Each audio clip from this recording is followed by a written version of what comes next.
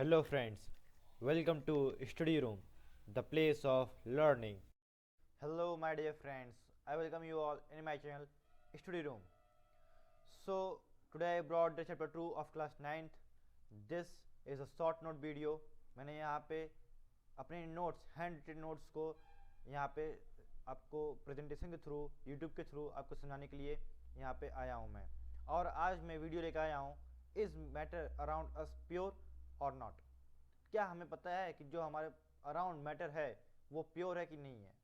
तो हमने पहले वीडियो में क्या देखा, हमने पहले वीडियो में मैटर के बारे में जाना, ठीक, उसके फिजिकल प्रॉपर्टीज़ के बारे में समझा और इवोपरेशन के बारे में समझा, फैक्टर्स उसके ऊपर क्या इफेक्ट करते हैं, temperature, latent heat of fusion, latent heat of vaporization क्या होता है, and blah blah blah, lot of things we have read there and studied. Now today I am going to teach you about this chapter, is matter around us pure or not. So तो हमने यहाँ पे पहला point यहाँ पे डाल के रखा हुआ है जो कि हमारा रिवीजन के लिए है। We do know that matter is made up of particles. हमें ये चीज़ें पता चल गई हैं तो हम उसको रिवाइज कर रहे हैं। हमको पता चल गया है कि जो हमारे पास आसपास मैटर है वो किससे बना हुआ है, वो पार्टिकल से बना हुआ है, which are arranged in a certain way. वो कुछ सर्टन वेज में अरेंज्ड हैं, ठीक। कोई लिक्विड है तो कोई गैसेस है तो कोई सॉलिड्स है। Gases particles are well separated and can freely move about. जो गैसेस के पार्टिकल्स होते हैं उनके बीच में बहुत ज़्यादा इंटरमोलिकुलर डिस्टेंस होती है, गैपिंग होती है और they are free to move, ठीक। Solids on the other hand have particles that are tightly packed, और बहुत ही टाइटली पैक्ड होते हैं सॉलिड्स में, usually with no scope to move around. इतना टाइटली पैक होते हैं कि उनके जो पार्टिकल्स होते हैं वो वहीं पे अपनी फिक्स्ड पोजीशन पे वाइब्रेट खाली करते रहते हैं। और liquids are in the between gases and solids, ठीक। मीन्स उनके particles are free to move and they have volume also, ठीक। और उनके बीच में इंटरमोलिकुलर डिस्टेंस भी होती है। प्योरिटी, प्योरिटी के बारे में हम यहाँ पे बात करने वाले हैं। प्योर सब्सटेंसेस आर एलिमेंट्स और कंपाउंड्स। प्योर सब्सटेंसेस क्या होते हैं, एलिमेंट्स होते हैं या तो कंपाउंड्स होते हैं। They are made up of only one kind of entity. वो सिर्फ एक काइंड ऑफ सब्सटेंस से बने होते हैं, ठीक, किसी एक टाइप ऑफ एंटिटी से। They can not be broken down into simpler entities by chemical और फिजिकल मेथड्स। हम उनको और ज़्यादा ब्रोक नहीं कर सकते। जैसे हम कंपाउंड के लिए CO2 को हम कार्बन और ऑक्सीजन में ब्रेक कर सकते हैं, but we can not break the pure entity, okay. Pure entity को हम ब्रेक नहीं कर सकते हैं। दे हैव फिक्स्ड कंपोजिशन, और इनका जो कंपोजिशन होता है वो फिक्स्ड होता है, लाइक डायमंड, कार्बन डाइऑक्साइड, ठीक। आप डायमंड का एग्जांपल ले सकते हैं और कार्बन डाइऑक्साइड का एग्जांपल ले सकते हैं। Mixtures are found by just mixing two और more pure substances components such that each substance retains its own chemical identity, ठीक फ्रेंड्स। तो यहाँ पे मिक्सचर्स क्या होता है, आप ग्लास ले लिए, उसमें वाटर ऐड कर दीजिए, उसमें थोड़ा सा सॉल्ट डाल दीजिए, थोड़ा सा शुगर ऐड कर दीजिए, ठीक। आपका मिक्सचर रेडी है। आपने उसमें वाटर डाला, सॉल्ट डाला, शुगर डाला, आपने ग्लूकोज होममेड ग्लूकोज बना लिया, है नहीं। तो that is a kind of mixture, that is what a kind of mixture. तो मिक्सचर्स बेसिकली होते हैं, हम वहाँ पे दो या दो से अधिक, टू और मोर देन टू सब्सटेंसेस को लेते हैं, एक साथ मिक्स करवाते हैं इन अ सॉल्यूशन, और या फिर उसी तरह मिक्स करवा देते हैं without water, without in a solution. तो उस चीज़ को हम मिक्सचर करते हैं, सच that each substance retains its own chemical identity. हम उसको इस तरह मिक्स करते हैं कि उनकी जो केमिकल आइडेंटिटी रहती है वो रिटेन्ड रहती है, वो चेंज नहीं होती है, वो क्या रहती है, सेम रहती है, ठीक। टाइप्स, अब देख लीजिए टाइप्स क्या होते हैं। टाइप्स दो टाइप्स के होते हैं, आपने जूनियर क्लासेस में पढ़ के रखे हुए हैं। Homogeneous mixture and heterogeneous mixture. क्या होते हैं friends, heterogeneous mixture and homogeneous mixture. तो first is homogeneous mixture, a mixture which has a uniform composition throughout is called a homogeneous mixture of solution. जैसे आप पानी में salt मिला दिए, या फिर आप पानी में क्या मिला दिए, नींबू मिला दिए, या फिर आपने पानी में सॉल्ट ऐड कर दिया। तो जब आप उसको टेस्ट करेंगे तो जब भी आप हर एक सिप लेंगे तो हर सिप में आपको क्या आएगा, सेम टेस्ट आएगा। या फिर आप उस एक ग्लास को 10 डिफरेंट ग्लास में स्मॉल अमाउंट्स में डिस्ट्रीब्यूट कर दीजिए, तो आप 10 ग्लास को जब चखेंगे तो 10 ग्लास में आपको सेम टेस्ट आएगा। ऐसा नहीं है कि पहले वाले में दूसरा, दूसरे वाले में दूसरा, तीसरे वाले में तीसरा, उसमें से नींबू मिला है तो उसमें से शुगर का टेस्ट आ रहा है, उसमें से सॉल्ट का, उसमें से अपना आ रहा है कोको कोला का टेस्ट आ रहा है, उसमें से स्प्राइट का टेस्ट आ रहा है कि नहीं? नहीं, ऐसा नहीं होगा। सब में से अगर आपने नींबू ऐड किया है तो सब में से आपको लेमन का ही टेस्ट आएगा, नींबू का ही टेस्ट आएगा, ठीक। और वो क्या रहेगा? यूनिफॉर्म कंपोजिशन रहेगा। ये कि नहीं कि किसी में ज़्यादा खट्टा हो गया, किसी में ज़्यादा मीठा हो गया, है कि नहीं? Example, sugar in water or salt in water as I gave.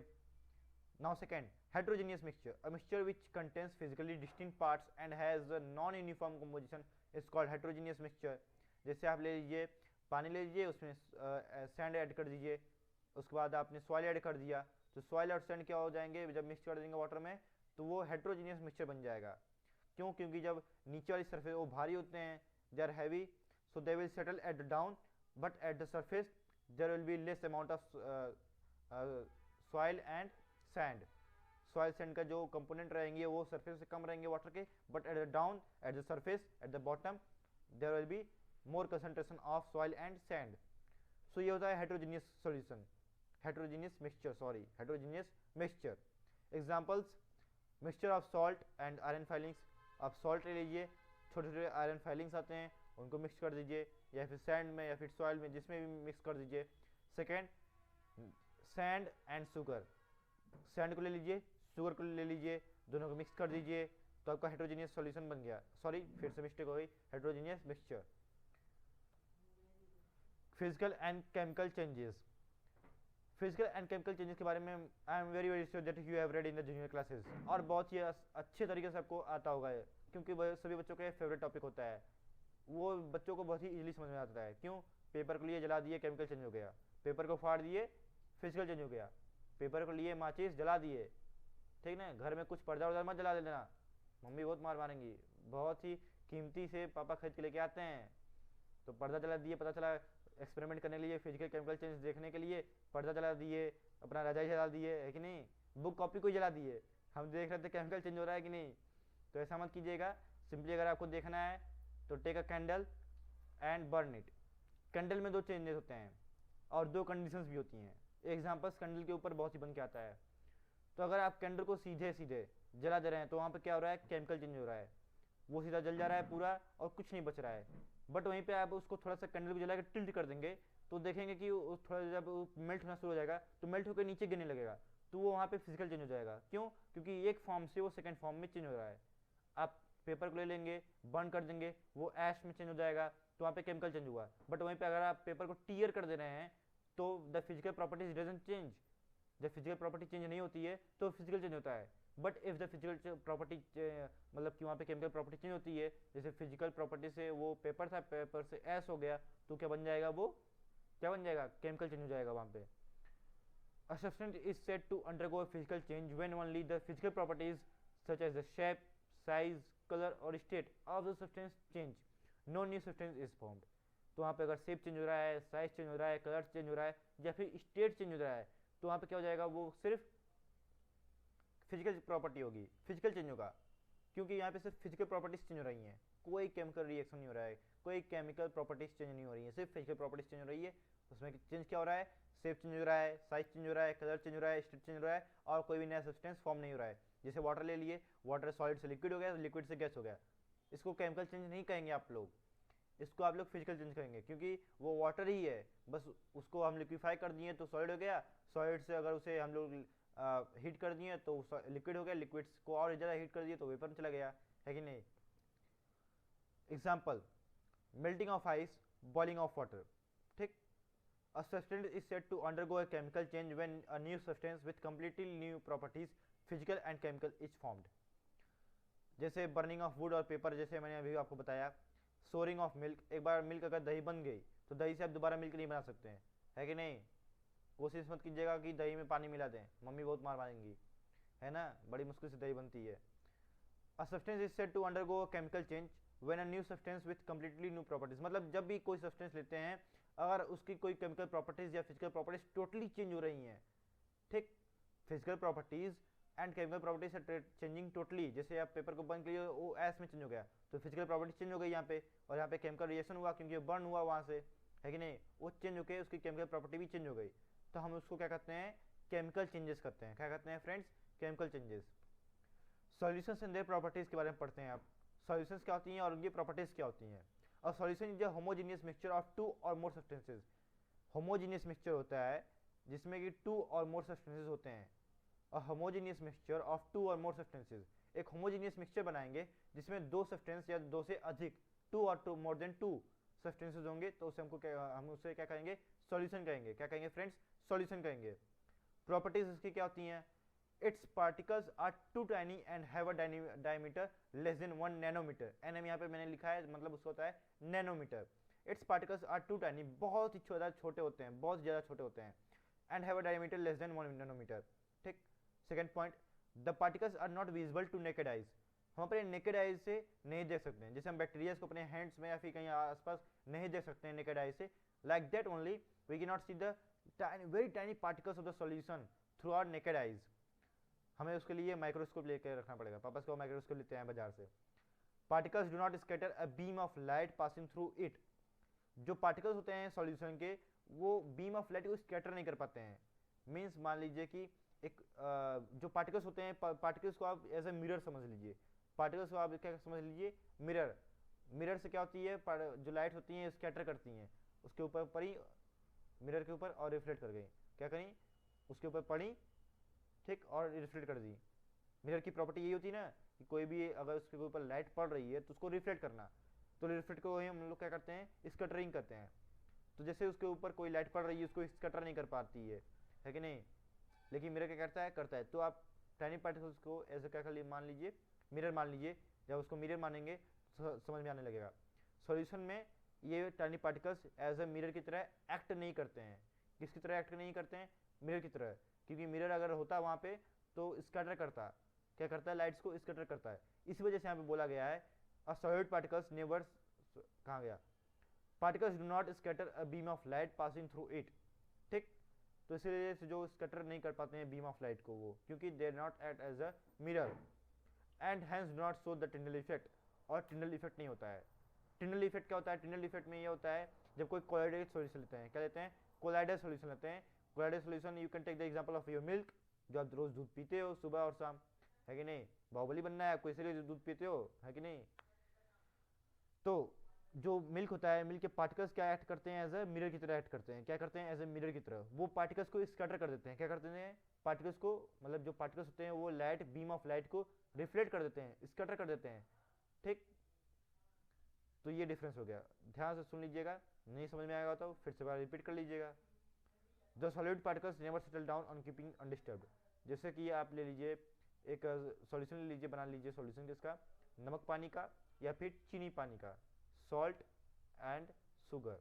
ठीक, दोनों में से कोई किसी चीज़ को लीजिए या फिर दोनों को एक साथ मिक्स कर दीजिए वाटर में। तो मिक्स करने पे आप क्या देखेंगे कि वो उसके पार्टिकल्स जो होते हैं वो कभी भी नीचे बैठेंगे नहीं, नीचे नहीं बैठेंगे, मतलब they will, you will not get them at the bottom, but if will take the sand mix through the spoon in the water and after 1 hour or half an hour you will see that maximum of the particles of the sand or soil will settle at the bottom of the glass, ठीक, or any vessel you have taken. The components of a solution cannot be separated using filtration. और जो components होते हैं solution के उसको हम filtration के through filter नहीं कर सकते हैं। You can take the example of again water with sand, water with sugar and salt. Water को हम शुगर के साथ ले सकते हैं या फिर सॉल्ट के साथ ले सकते हैं। उसको मिक्स करिए और उसको फिल्टर करने की कोशिश कीजिए तो फिल्टर नहीं होगे, उसके कंपोनेंट्स, सॉल्ट नहीं निकल पाएगा वहाँ से फिल्ट्रेशन के थ्रू। बट वहीं पे अगर आप सैंड या फिर सॉइल के सॉल्यूशन को विथ वाटर के साथ लेके देखेंगे तो जैसे आप फिल्टर करेंगे उसको फिल्टर पेपर से, तो आप देखेंगे सॉइल के पार्टिकल्स और क्या, सैंड के पार्टिकल्स, सॉइल के पार्टिकल्स और सैंड के पार्टिकल्स वहाँ पे फिल्टर पेपर को आपको इकट्ठे दिखेंगे वहाँ पे। ठीक। तो ये फिल्ट्रेशन वहाँ पे क्या होगा, दिख जाएगा आपको हेट्रोजीनियस सॉल्यूशन में, होमोजीनियस सॉल्यूशन में नहीं। यहाँ पे देख लीजिए लिखा है ना होमोजीनियस मिक्सचर, देखिए यहाँ पे ये होमोजीनियस मिक्सचर। होमोजीनियस मिक्सचर में क्या होता है, कंपोजिशन यूनिफॉर्म होता है। हमने पढ़ रखा है, नहीं पढ़ रखा है तो जाइए फिर से वीडियो को रिपीट कीजिए, भूल जाते हो यार तुम लोग भी। एलॉयज के बारे में पढ़े हुए हैं हम लोग। एलॉयज क्या होते हैं, alloys are also heterogeneous homogeneous solutions. क्या होते हैं? होमोजीनियस मिक्सचर्स होते हैं, सॉरी सॉल्यूशन नहीं, होमोजीनियस मिक्सचर्स होते हैं। माफ़ कीजिए लीजिएगा छोटी छोटी गलतियों के लिए, गलती हो जाती है, गलती इंसान से ही होती है, तो स्लिप कर जा रहा है माउथ थोड़ा सा, पता नहीं क्यों। Alloys, alloys are homogeneous mixtures of metals. ठीक, ये मेटल्स का क्या होता है, और फिर मान लीजिए मिक्सचर भी हो सकता है, तो होमोजीनियस मिक्सचर बना होता है, यहाँ पे होमोजीनियस मिक्सचर होता है किसका? मेटल्स का, या फिर मेटल या फिर अनदर टाइप ऑफ एलिमेंट्स का, मेटल या फिर अनदर टाइप्स ऑफ एलिमेंट्स का। Alloys are homogeneous solutions of metals और mixture of metal and another element that can not be separated into their components by physical methods. और ऐसे elements को लेते हैं जो कि अपने फिजिकल मेथड्स के द्वारा उनकी कंपोनेंट्स को हम लोग ब्रेक नहीं कर सकते हैं, फिजिकल मेथड के द्वारा हम उनको उनके कंपोनेंट्स में ब्रेक नहीं कर सकते हैं। Another element that can not be separated into their components by physical methods. Example ले लीजिए, like steel, a combination of iron metal and a carbon non metal. Carbon क्या है? नॉन मेटल है, कॉम्बिनेशन ऑफ आयरन जो कि है metal. Second, bronze, combination of copper metal and tin metal. बहुत सारे मेटल देख लीजिए यहाँ पे, पहले वाले एग्जांपल मेटल है, नॉन मेटल को एक साथ मिलाया गया है। सेकंड वाले में कॉपर एंड टिन दोनों मेटल को मिलाया गया है। ब्रास, ब्रास कैसे बनता है? A mixture of metal and zinc metal. ठीक, तो आपको अगर एग्जांपल पूछ देगा कि give a example of alloy which is made up of iron and carbon, तब दे दोगे कि स्टील। या फिर पूछ देगा आपको इस तरह के क्वेश्चन में कि नेम द मेटल, और sorry name the alloy which is made up of metal and non metal, तब इसमें भी लिख दोगे steel. And give example of alloy which is made up of metal and metal, तो अब लिख दोगे ब्रॉन्ज या ब्रास। और वहाँ पे कॉपर एंड टिन लिख दीजिएगा ब्रॉन्ज के लिए, और ब्रास के लिए लिख देंगे कॉपर एंड जिंक। तो 1 मार्क क्वेश्चन या फिर मल्टीपल चॉइस क्वेश्चन में ये आपको इजीली पूछ सकता है, तो आपको वो क्लियर हो गया है। यहाँ से कॉन्सेंट्रेशन ऑफ द सॉल्यूशंस के बारे में बात करेंगे। यहाँ पे solubility, solubility क्या होती है? Solubility is the property showing the ability of a substance, of a given substance which is the solute to dissolve in a solvent। solubility एक ऐसी प्रॉपर्टी होती है जो कि एक सब्सटेंस की एबिलिटी शो करती है। क्या करती है? सब्सटेंस की एबिलिटी शो करती है, विच इज अ सॉल्यूट, जो कि सॉल्यूट होता है, to dissolve in a solvent. उस सॉल्यूट की प्रॉपर्टी वो बताती है गिवन सब्सटेंस की, वो किस प्रकार से उस सॉल्वेंट में अपने आप को घोल लेगा। जैसे कि सॉल्ट लीजिए, सॉल्ट ले लेंगे और उसके बाद क्या ले लेंगे? शुगर। तो उनकी प्रॉपर्टीज क्या होती है? वो जो वाटर है, वाटर के अंदर अच्छे से घुल जाएंगे। ठीक, they are solute, salt and sugar are solute and water is solvent. जो ज़्यादा मात्रा में होता है उसको सॉल्वेंट कहते हैं, जो कम मात्रा में होता है उसको सॉल्यूट कहते हैं।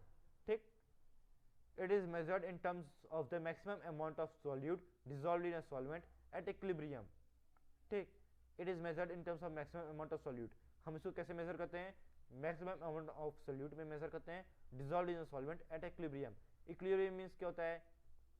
इक्विलिब्रियम मींस आप ले लीजिए एक वाटर बॉटल ले लीजिए, उसके नीचे छेद कर दीजिए, ऊपर से नीचे से जितना पानी गिर रहा है उतना ही आप ऊपर से ऐड करते चले जा रहे हो, तो आपको एक कंडीशन आएगी, मतलब आपको देखने में लगेगा कि वाटर जहाँ का तहाँ की अरे उसमें है, न कि उसमें घट रहा है पानी, न कि उसमें कोई डाल रहा है पानी, न बढ़ रहा है पानी। बट आप एक्चुअली उसमें हो क्या रहा है? आप नीचे से आप छेद किए हो, पानी नीचे से गिर रहा है, बट आप ऊपर से ऐड कर रहे हो, बट आपको देखने में सामने वाले को लगेगा कि पानी वहीं का वहीं है, न घट रहा है न बढ़ रहा है डालने पे।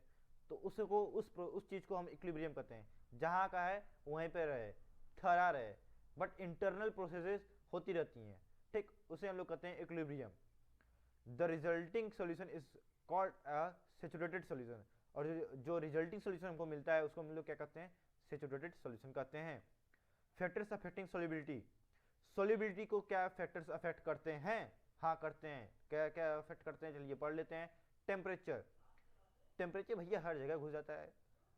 Temperature, solubility increases with temperature. Solubility कैसे इंक्रीज करती है? जैसे जैसे हम टेम्परेचर को इंक्रीज करते हैं सोल्युबिलिटी इंक्रीज करती है। The situation is different for gases, ये सिचुएशन किस लिए? गैसेज के लिए डिफरेंट होती है। इसमें क्या होता है भैया देख लेते हैं।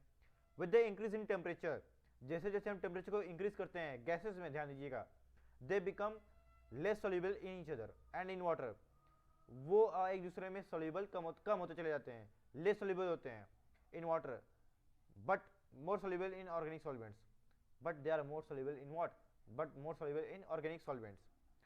Pressure for the majority of solid and liquid solutes, ज़्यादा, मेजॉरिटी मतलब ज़्यादा, ज़्यादा अधिकतर लोगों के लिए, किसके लिए, सॉलिड्स एंड लिक्विड सॉलिड्स के लिए, for the majority of solid and liquid solutes pressure does not affect solubility, solubility जो होती है प्रेशर की वजह से इफेक्ट नहीं होती है, किसकी, सॉलिड और लिक्विड, किसकी, सॉलिड्स की, सॉलिड्स की, ठीक। The solubility of gas is directly proportional to the pressure of the this gas, और जो गैस होती है वो डायरेक्टली प्रोपोर्शनल होती है प्रेशर ऑफ दिस गैस, वो गैस के प्रेशर से डायरेक्टली प्रोपोर्शनल होती है, किसकी, सॉल्युबिलिटी ऑफ द गैस, वो टेम्परेचर में सॉल्युबिलिटी के साथ इनडायरेक्टली प्रोपोर्शनल थी।